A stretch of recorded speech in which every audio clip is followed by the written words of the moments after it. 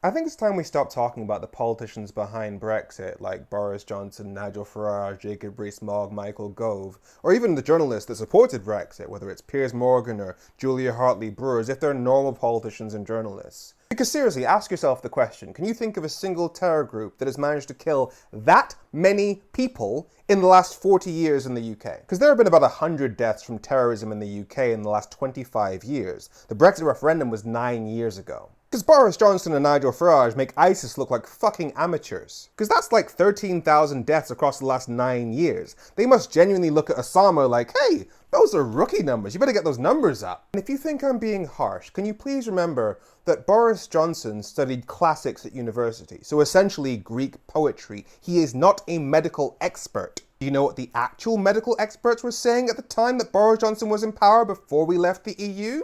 Like the British Medical Association, which represents about 150,000 doctors across the UK, that Brexit is bad for British health. And they were not alone. The Royal College of Nurses was also saying that Brexit was bad for the NHS and specifically called for a second referendum. So did the Royal College of Midwives. So did the Royal College of GPs. And so did the Royal College of Radiologists, so the cancer guys. Hell, the BMA even specifically warned that Brexit would make us more vulnerable to pandemics. When did they say that?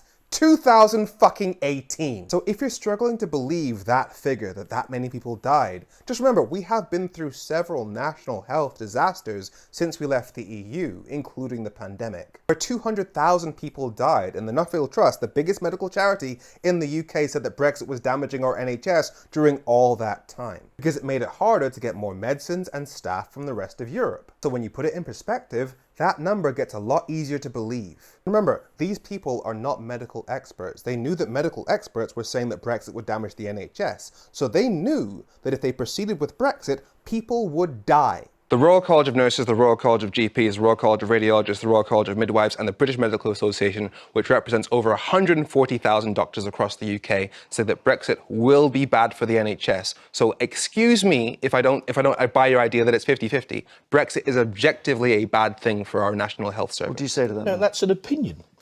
And okay, at the end of the day, Femi, there's one way to find out, isn't there? Let's try it. Let's try it. So when I tell you that we need to start treating the politicians behind Brexit like the terrorists they are, I fucking mean it.